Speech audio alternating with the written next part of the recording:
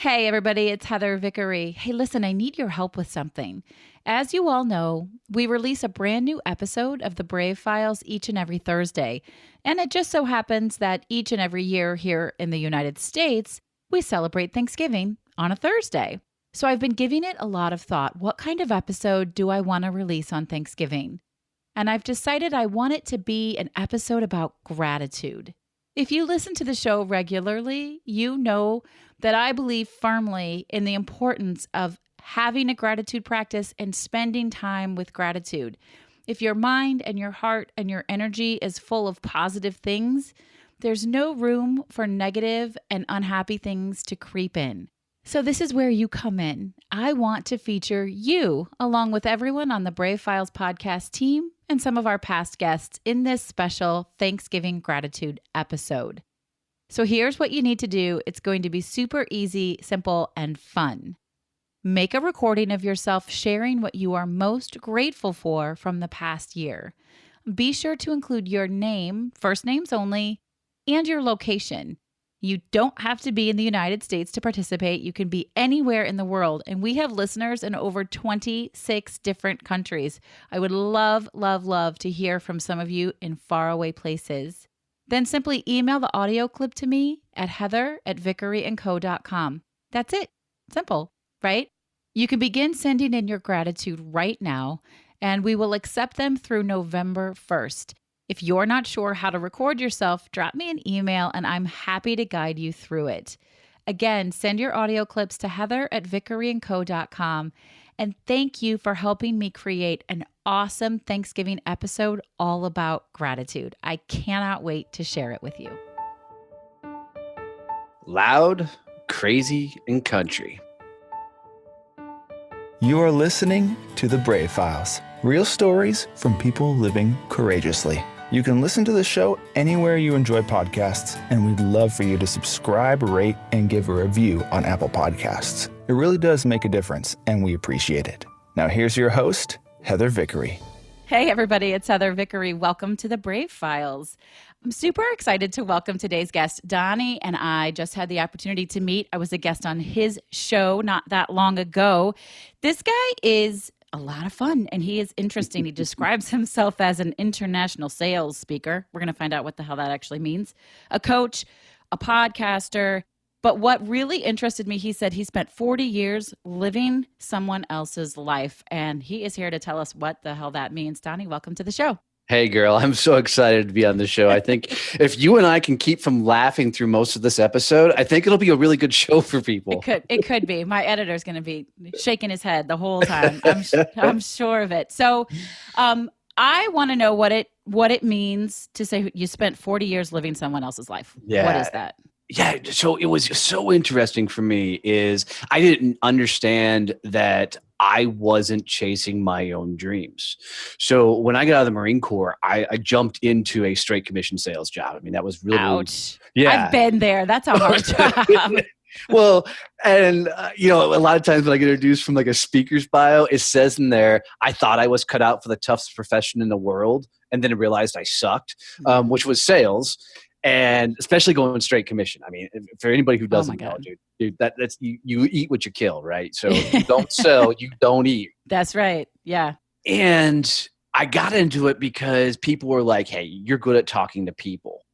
And later in life, I would start telling people, would you quit telling people if they're good at talking to people, they should get into sales? It is a hell of a lot more work than that. It's not the same thing. Good at podcasting, maybe, but not. Right.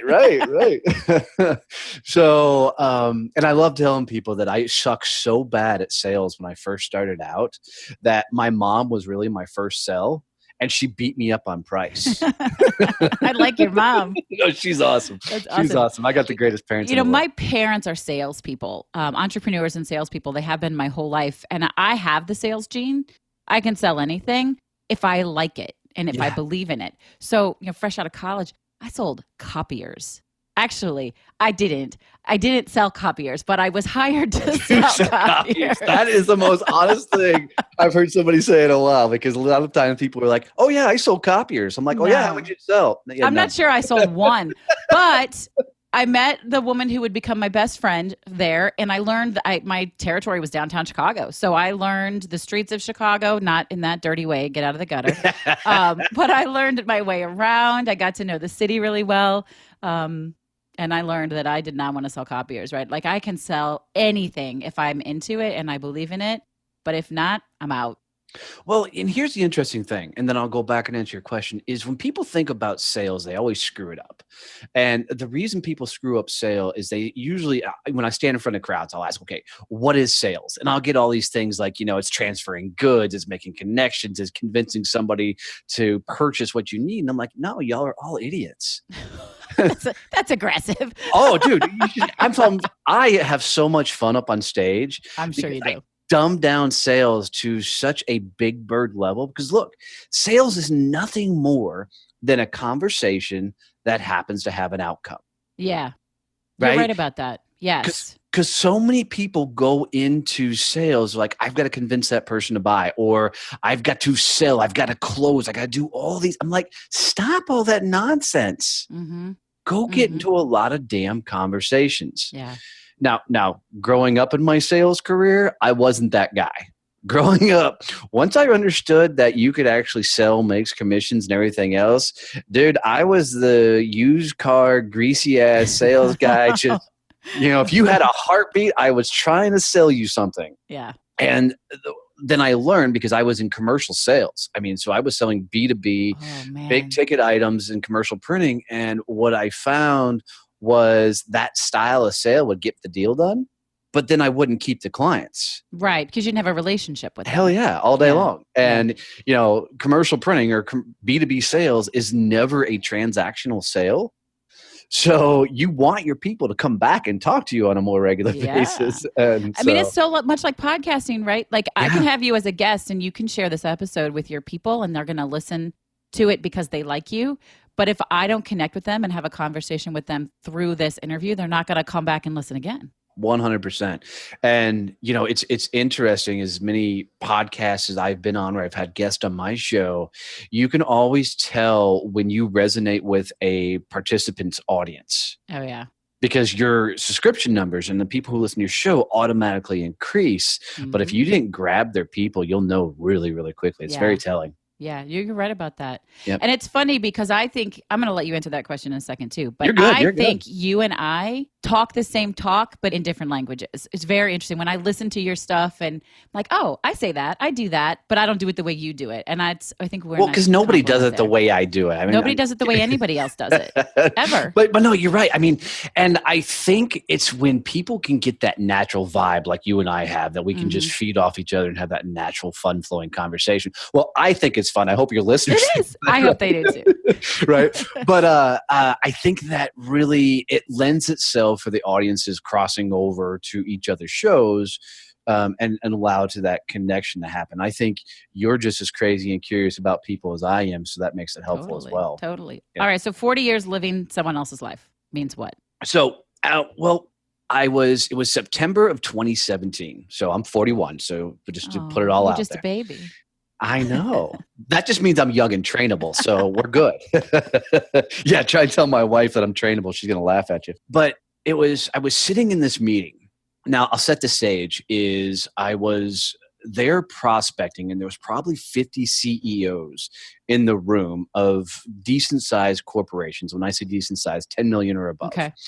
And I was in the crowd listening to a gentleman speak. Now, I was there not to learn from the gentleman who was speaking. And he's a friend of mine, and I tell him this all the time because he was a horrible speaker. Nice. And I love telling him that because he sucks. So luckily, he had a moderator, right, that was asking him questions. So he was really good at responding to the moderator. Okay. Well, in that room, he asked a question of the room. I made an audible response and then said, oh shit, I said that out loud. So the question he asked the room. Now, at the time, I was a partner of a large sales training company. I was in the process of buying this company out. Oh, wow. And it was going to be a 7-figure transaction. I was going to buy my business partner out and take over his business. So this guy standing in front of the room asked this question. What he asked, he goes, can you put your company before yourself? Now I'm sitting with all these prospects and I said, nope. No. And then I went, oh shit. No. Right. Because you shouldn't. Well, we're going to talk that. We're going to talk that because I think if you truly love and you are passionate about what you do, your world, your career, your company should align so strong that they're one. Yeah. And so you can. I got you. Right. But that doesn't mean you put it first. It means you put it equal. I'll take that. If they're one, right, then they carry the same weight. Most people jump into a job that's put in front of them because they don't know what the hell else to do with their life. Yeah. You know, and trust me, when I said no and I had 50 CEOs turn and look at me, because, you know, I'm the main big sales trainer guy in town and everything else. I'm like, of course, now you do the backpedaling. Oh, I'm just kidding. I don't know what that was. Blah, blah, blah, blah, blah. But I drove home that night in my car going, holy shit, what the hell am I doing with my life? And I did the stupidest thing I've ever done in my life, which was I sat down and figured out how much money I had sold over the last 19 years of my life. And for those 19 years, I had built very large businesses for other people. Mm-hmm. And when I sat down and looked at the numbers versus what those companies made and what I made, I almost cried. You made a lot of people a lot of money. Yeah. And as I'm getting, so my wife and I have a small farm in our hometown. And as I'm almost there, it just pops in my head that I've never figured out what the hell I want to be when I grow up. I have been 100% taking the careers and the professions and the jobs that were right in front of me. What was handed to you. Yeah. And a lot of times, you know, people came gunning for me because of my sales background and my reputation and whatnot.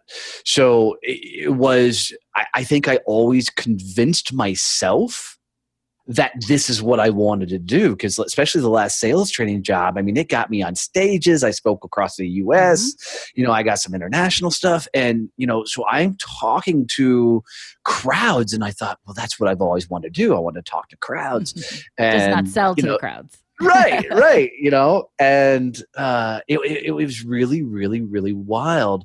And I remember walking in my door that night of our house, and I walked up to my wife and I said, babe, I'm done. And she goes, done with what? She's like, are you leaving me? Yeah. So it wasn't necessarily, because I'm a little bit emotional, so I'm sure I'm red in the face. So I'm sure it wasn't the best way to present it. And it gets worse from there because I tell her, you know, I explain to her that I'm done, you know, working this company. I'm walking away from the partnership and I'm going out on my own. And I had no plan. Yeah. You know, so she's like, you're really going to walk away from everything we built, everything we've done. You know, her dad was in ill health. We had just built a house for them on our property. And so now I'm supporting two households, you know, with her parents, our household, and our menagerie of freaking animals we have out there. Were you the breadwinner? Are you the breadwinner? Oh, yes. Yeah. Oh, yeah. Okay. And I was walking away from everything. That's scary. No income, no life support, some money in a bank, but not a lot. You know, it was, let's go all in. And okay, so what do you do day one? Like you go to sleep that night and you wake up the next morning. What happens? Freak the F out. Yeah. Right? Jesus. Totally. I literally had an absolute mental breakdown. I can remember I go and sit at my dining room table and I go, well, what the hell do I do now? Mm-hmm. What do I sell? And I'm lost, completely lost. Luckily, by the grace of somebody, some friends of mine knew that I was going to do this, or knew that I did this. And so this is a few weeks really after I'd finally walked away from the deal. And so by the time I told my partner I was done, 15 days later, I was out on my own. Wow. Okay. So this is all I'm talking about now is like day 16. Out on your own doing what? speaking coach. I really thought I was going to be the next Tony Robbins. You could Okay. be. I think I like you better than Tony Robbins. Well, so do I. I mean, Don't tell Tony. Yeah. But Tony's made a great platform for himself, and he's a really brilliant marketer, and that's what makes Tony great, right?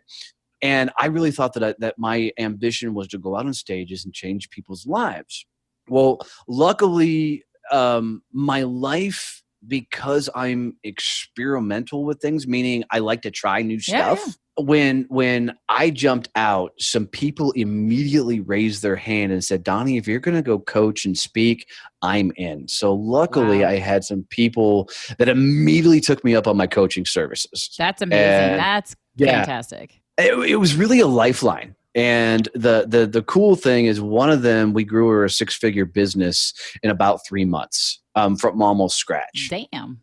And well, people know what the hell they're supposed to do. They're just needing sometimes a kick in the ass. That's the truth. I mean, as a coach, I'm often like, you don't need me to tell you this or give you permission for this, but here it is. You can go do this. Oh, okay. Now I can go do it. Like whatever. Right. Okay. 100%. And the funniest thing in the world is I'll put a post out there every once in a while that just, it's kind of the blanket post on social media that says, okay, you have my permission to start. Yeah. I love that. Because I think people a lot of times are looking for that.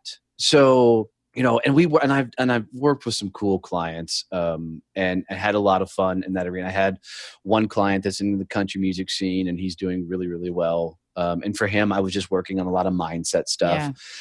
But somewhere the middle part of this year, 3 months ago, I was like reading your stuff last week. You were posting 50 episodes. I'm like, wait, doing the math, the man has 5 episodes a week. Like, wait, that's not very long. Your show hasn't been out that long. No, it hasn't. And here's the interesting thing. I never wanted to be a podcaster. What happened is people started asking me to be guest on their shows. Okay. And so I jump on these shows and I realize there's some really damn good podcasters. I mean, they can interview with the best of them. And then there's some really shitty ones. That's not us. And No, we rock. But I've been on a couple of shows and I'm like, how the hell does this person have a show? And when I'm the interviewee trying to coax, my favorite one was, and of course I won't use his name, but the dude literally had like this sheet of questions and he never looked up to engage me in conversation. He just read his questions. I don't think he ever even heard me say anything. That sucks. Yeah, it was rough. So, but I was having a lot of fun doing these podcasts. And then a friend of mine, was doing these live casts and she asked me to come on her live show. And she goes, oh, by the way, you're going to interview somebody. I'm like, all right, cool. What the hell? I'll try it. And I just had an absolute blast. I'm like, I can do this. So on a whim, I said, okay, I'm starting a podcast. And me being me, I know that if I don't set a trap for myself, I won't get disciplined about doing the podcast. So the trap I set was, well, damn it, if I'm going to do it, I'm going to do it so I have a podcast goes every day of the week, Monday through Friday. Wow. And then I'm like, well, how the hell do I pull that off? So I realized that there's no way I could do an interview, edit, record, and then put it out. So I set up a Friday and I went through my Rolodex. I'm like, okay, who would be fun guinea pigs that would allow me to completely screw this up and be on my show? And I had a ton of people raise their hand. Of course. Everybody wants to be a guest on a podcast. Oh yeah, dude. I as I go, I'm having a lot of fun being a guest, but you're absolutely right. It's amazing how many people are like, oh yeah, I'll be a guest on your show. And your thing is everybody has a story to tell, which is very similar to mine. We have a little bit, more of a fine-tuned angle on the storytelling, but everybody does have a story to tell. 100%. And it's amazing. I think for me, the what's been the most inspiring and joyous thing I've gotten out of my show is I'm doing it all for me. Mm-hmm. And people just happen to enjoy it, but I get to hear some stories. Yeah. There's a couple of episodes that I'm glad it's only audio because I've got a gut punched a couple of times. And I'm like, how the hell did you survive this? And, there's one guy, Anthony Waite, that was on my show. Dude, I'm borrowing him. He's going to be a guest on my show. Dude. I couldn't wait. I loved that interview. Dude, oh my God. And I had no idea. So I don't do a whole lot of pre-gaming on my guests. I just feel like I'm good enough and cocky enough that if you come on the show, we're going to get into it. And so when he started hitting me with the whole homeless thing, and I was like, holy shit, dude. And then my natural curiosity takes over. I just get curious about people's stories. Yeah. And yeah, me too. It's been a lot of fun. Well, you're obviously good at it. Well, thanks, friend. I do not know how you do 5 shows a day. I do 1 a week, and I have 2 VAs. I have an editor. I have people to help me out, and it's exhausting. Of course, I am running 2 businesses and single parenting 4 kids, so there's that in the mix. But the only answer is I don't have kids. Yeah. Well, unless you count my goats, then I really do have kids. But,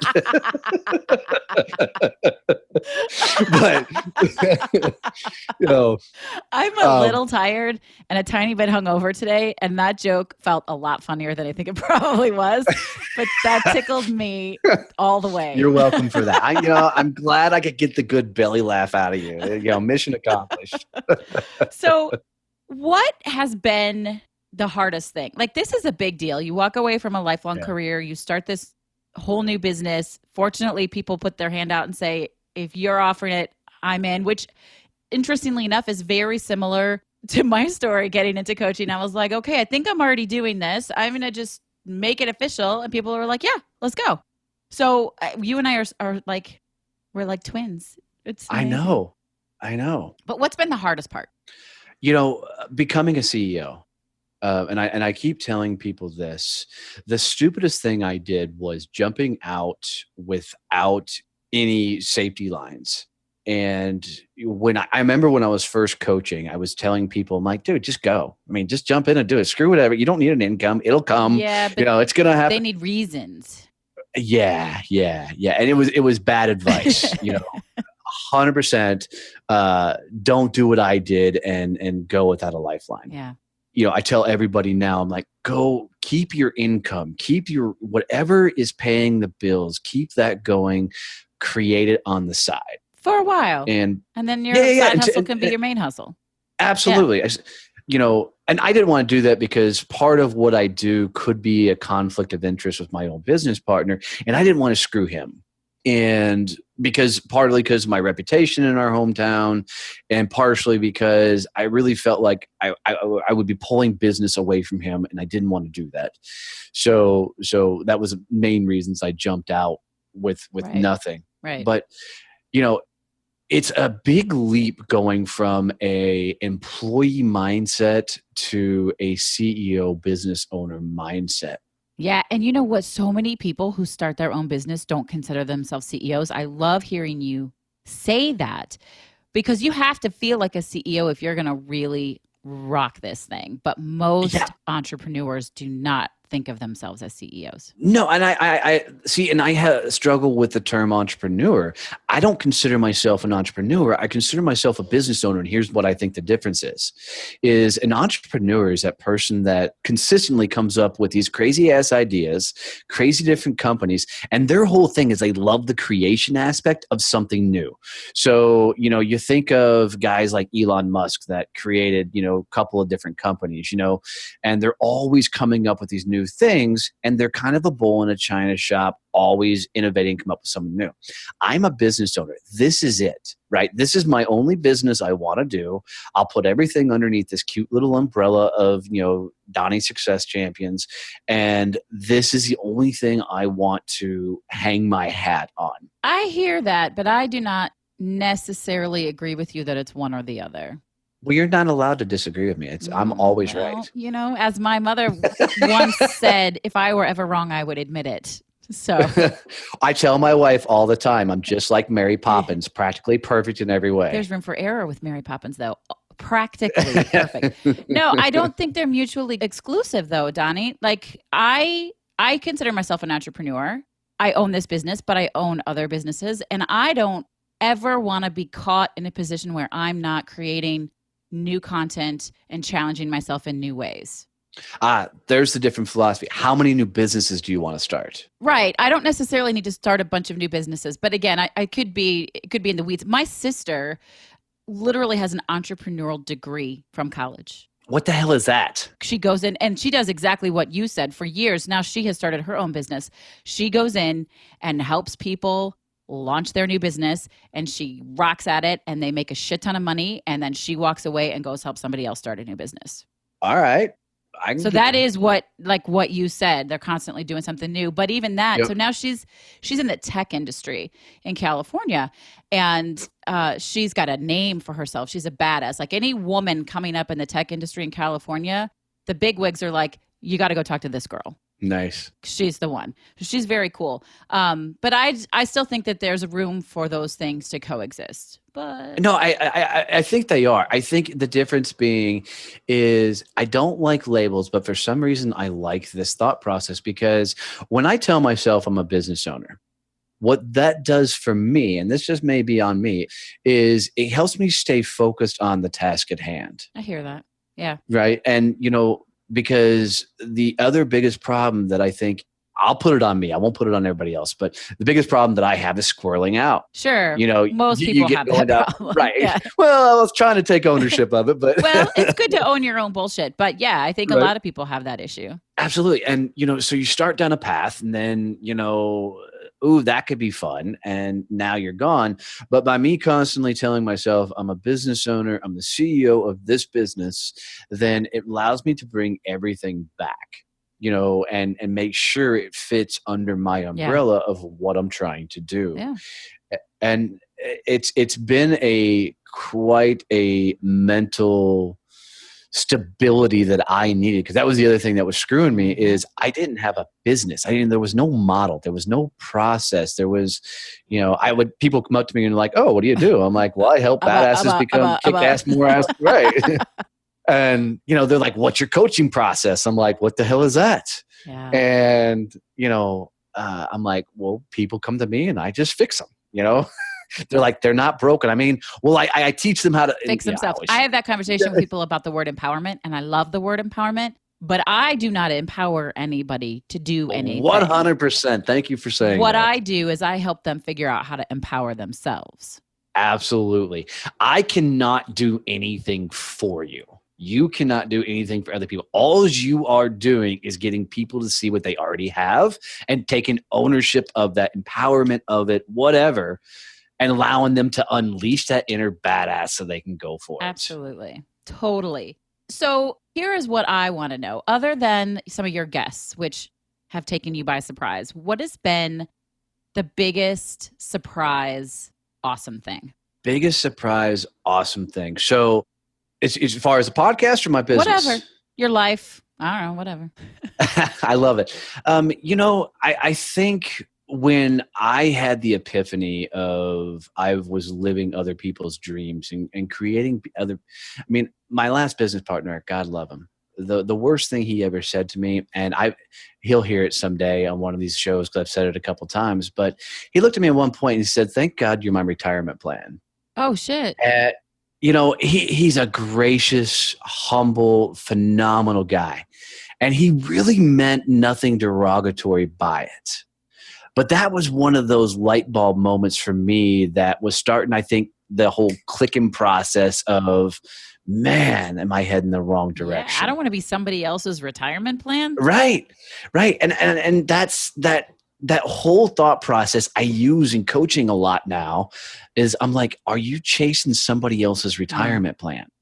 And is that the direction you want to go? And it's a huge gut punch for a lot of my clients when they start thinking about, where they're going. Now, most of my clients now are in the more entrepreneur space and have created companies, and, usually they're stacked up against it, trying to figure out how to break through that next level. Yeah. And for me, it's always going to come back to a sales angle. I think every problem inside of a company can be fixed if you go sell, because revenue solves a lot of damn problems. It does. But boy, that is not in everybody's wheelhouse. No, it's not. It's not. But I take that back. If you can't sell, you can't run a business. Okay. So here's my counter argument. I agree with you. However, I think you can find someone to sell. I'm all about outsourcing and delegating. If you can mastermind and you can be behind it and be in control of it, but that's not your jam, get somebody to help you. Hear me out. When I was doing a lot of sales training, I'd have a lot of CEOs come to me and say, if I could just hire a sales guy, I would fix this thing. And my response was always 100% of the time, how the hell do you manage somebody when you don't understand the process yourself? I agree with you. So you don't have to be good at sales, but you have to understand. You got to be absolutely. Yeah. You got to be able to do it on some level, because when you hire somebody in the sales game to go represent your business, you are literally taking your entire lifeline and putting it in somebody else's hands. Yeah, I agree. Right. I do agree. I mean, when it comes to outsourcing anything, before I outsourced the editing on my podcast, I tried to do a couple of episodes on my own. It didn't last long. No, it sure didn't. I mean, I did several, but before we actually launched the show, I was like, fuck this, I can't do this. Right, I can do it, but I can't do it to the quality and the level that I want it produced. So I found Andrew, who rocks my world. And with anything else, right? Website, back-end stuff. Like, I know enough to know that it's hard. I know enough to be dangerous. I know enough that I don't want to do it myself. Yeah, and that's what I'm doing. No, I'm right there with you. So when I launched my podcast, I think I edited 10 episodes, and then I'm like, okay, this takes. It's so long to record, then your hours in the editing process because it's not your skill set. No. So that was my first outsource. And the other thing that I will tell everybody jumping in this game, and you've already said it, but is freaking outsource everything. As much as you can. I remember my own coach, Aaron Anastasi, told me years ago, my time is better spent sitting on my ass watching TV than doing my own social media. That's how much I dislike it. And that stuck with me. Like, don't do the things that you hate, even if they're required to run your business. Find a good person to do it for you and do the things that are going to make you the most money and make you the most happy. Absolutely. Absolutely. And you'll be amazed that, I tell a lot of my clients, I'm like, look, you're the quarterback. Your salespeople, those are your wide receivers. Sports reference on my show. I can't believe it. Yeah, you're welcome. You're welcome. You brought a dude on that was a former Marine. I don't sports ball. That's not a thing I do. Sports ball. That's all right. I don't twit face. So whatever that is, right? That sounded dirty, Donnie. Right. You're welcome. But, you've got to have your right elements in play. And I get everybody to look at their team. I'm like, okay, you just got to make sure it's your starting lineup. Yeah. You got to make sure that your company is a team. I'm going to keep going sports just to drive you nuts. Yeah. But your company is a team going to the Super Bowl I'm sorry, that's probably copyrighted. So now I'm going to get sued by the NFL. Sue Donnie, not Heather.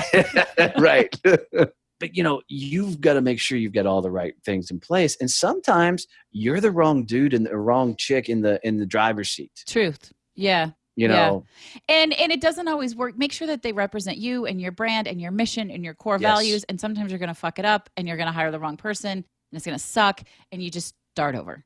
Yeah. So here's another good fuck up is I've now fired successfully 4 different marketing companies. Shit. And it's 100% my fault. They did nothing wrong. And I would never badmouth a single thing they did. And the reason I say they did nothing wrong is I hired them and said, okay, do marketing. Yeah, that doesn't work.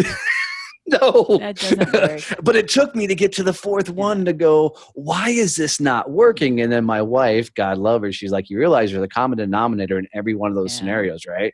I'm like, well, shit, it's me. Yeah. You got to know what you need and what you want and how you want to do it. You've got to be able to tell them what you want them to do. So, Donnie, you have done some pretty cool things since that night you came home and said, babe, I'm done. How do you stop and honor and celebrate success? A big bottle of Captain Morgan. There is some truth in that. Do you share it or is it just for you? Of course. Okay. No. With a straw, no. For me is the greatest win I get is not landing a client. It's not the growth in my clients, even though I really appreciate that. It's when I get to go home to Elizabeth and say, babe, I got another one. Yeah. or babe, we've done this, or babe, I created this. She has been, I mean, dude. So sharing it. You celebrate by sharing the win. Yeah. With her, and particularly with her, because, you know, you got to talk about a badass woman that can stack up. I'm seriously, I got to meet this woman. She is 100% the opposite of me. I mean, 100%. She hates it when I tell people this, but she could almost live her life on the couch with a book as long as her animals are surrounded with her, and she'd be content. She is not the social butterfly. I mean, the thought of me taking her out to a dinner where I've got to do all the networking and stuff freaks her to hell out. Yeah. You know, I get that. But is an absolute rock. And for the roller coaster ride that I've put her on in this adventure, holy shit. Yeah. I don't deserve that girl putting so much faith, or maybe it's not faith. Maybe it's just flat out, she's as crazy as I am, you know, behind me making this thing as successful and better. God, she's awesome. But yeah, I mean, sharing it is probably the number one. And I've got a huge support with my family. So, Nice. You know, in my family, there's no secrets, and everybody knows everything about everybody. So they know the good, the bad. So it's fun. That's awesome. And then Captain Morgan. Excellent. Well, clearly you and I could talk a long time about a lot of things, but we do need to close the show. And I always close it the same way, which is asking what your favorite charitable organization is to support. Absolutely. So 5 years ago, I went to an event invited by a friend named Deanna Stewart. And she had just taken over a role with a nonprofit and wanted to do a lunch and learn. And I'll make this as quick a story as possible. And she invited us in to do a lunch and learn. It happened to be a cancer nonprofit. And going through this lunch and learn, we heard some stories that are just gut-wrenching of what people have gone through of losing children and all this stuff. Well, long story short, we asked how we could help. And they said they needed, you know, funds and awareness. So we said, well, we can help with that, with our Rolodex, with who we know. Flash forward to today, and we will be doing our 5th event in October called Drive In to Help Out. And so we created another nonprofit to support a nonprofit that takes care of cancer patients and their families. So the greatest nonprofit that I'm involved with is called Cancer Care Services. Cancer Care Services. Yep. Okay. And they do health and support for patients and the family members of the patients. Which is really important. Yeah. Yep. Going through cancer. Because a lot of people forget that, you know, cancer doesn't affect just one person in the family. I mean, Not at everybody's going for the ride. Yeah.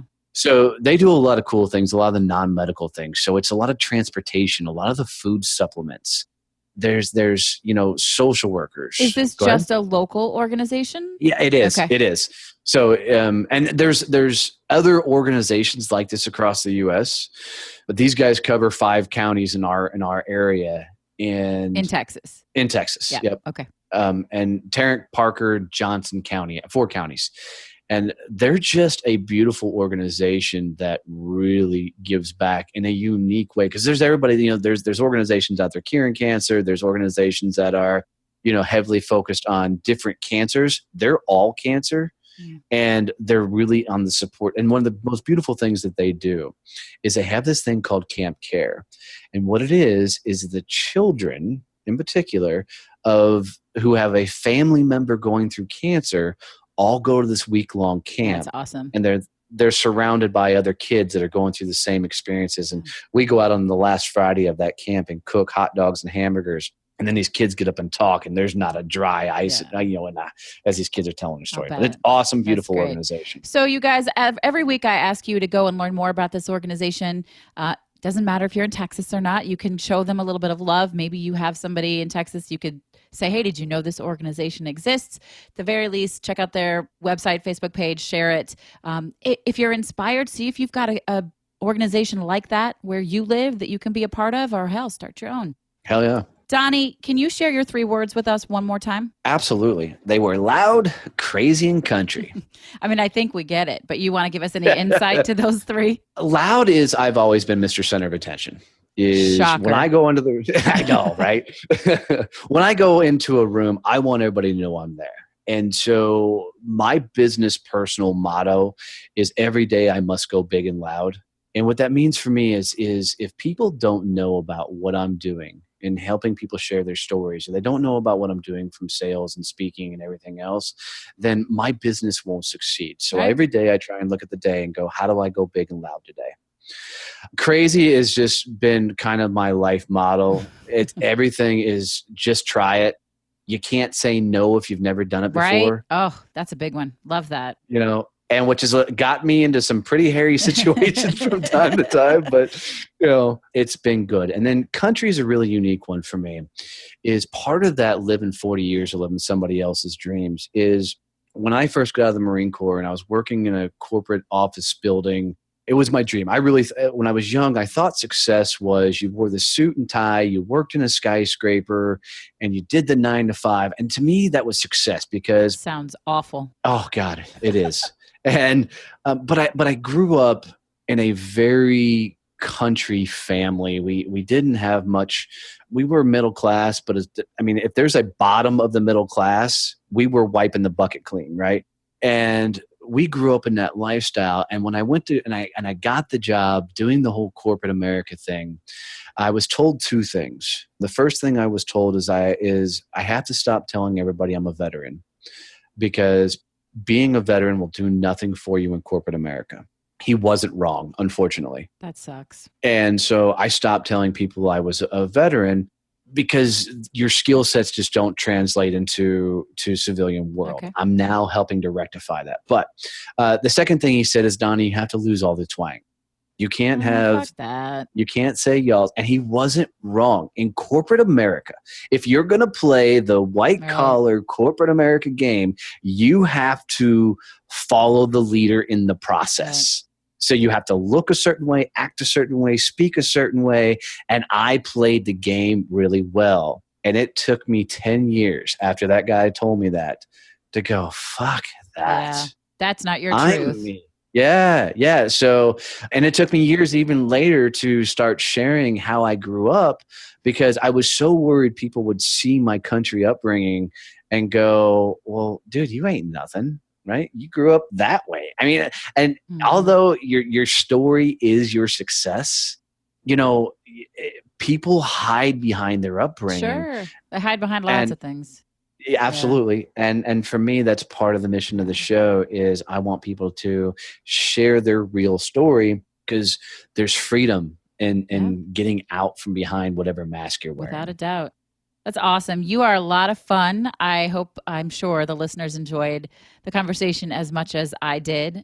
We got to do this 2 weeks in a row now, so that's kind of exciting. I know. I feel like we just should make this like a monthly date thing type deal. We could do that. But I love the energy you bring. I love that you come at it from a really honest and authentic standpoint. All country, all the time. and just you approach things, kind of from a new perspective for a man, right? To kind of come in and say, I don't have to fall in line. I don't have to follow suit. I can do this the way I want to do it. I see a lot of women doing that, and I don't see a lot of men doing it. And that's maybe strange because it's a man's world. And look, we all know it. And it's the end of the show, so we can't get into that right now. But you had me. I was going. But I think it's really brave. And I am really grateful that you came on to share your story with us. Thank you, guys. It's been my honor. All right, everybody, that's it for today. I look forward to talking with you next Thursday. This is Heather Vickery reminding you, as always, to choose bravely. The Brave Files is proudly supported by Lost Format Apparel, a socially conscious clothing company. You already know that homelessness is a huge problem. Over 500,000 Americans are living without shelter and millions more without consistent access to everyday basics. My friends at Lost Format know that solving homelessness is a much larger problem than any one company or person can solve on their own. It requires teamwork, sacrifice, strength, and building communities through personal and professional relationships. And isn't that exactly what the Brave Files podcast is all about? That's why I'm proud to say that the Brave Files has partnered with Lost Format, and together we're working to change the face of consumerism in addressing homelessness.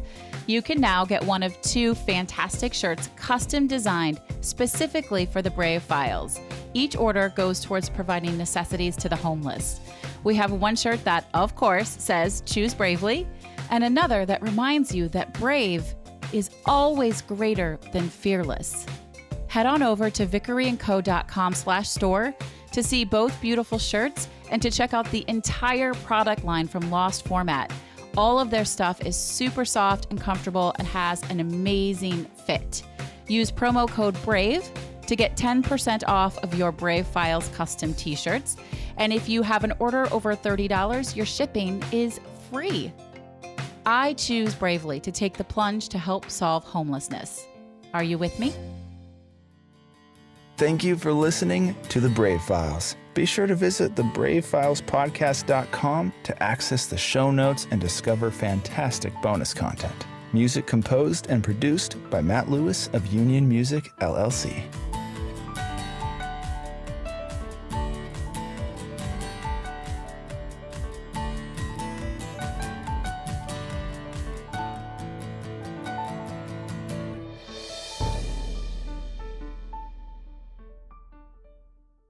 Special thanks to our editor and audio mix expert, Andrew Olson. I am eternally grateful for all that he does to make each week sound so fantastic. You can hear more of Andrew's work at findandrewolson.com.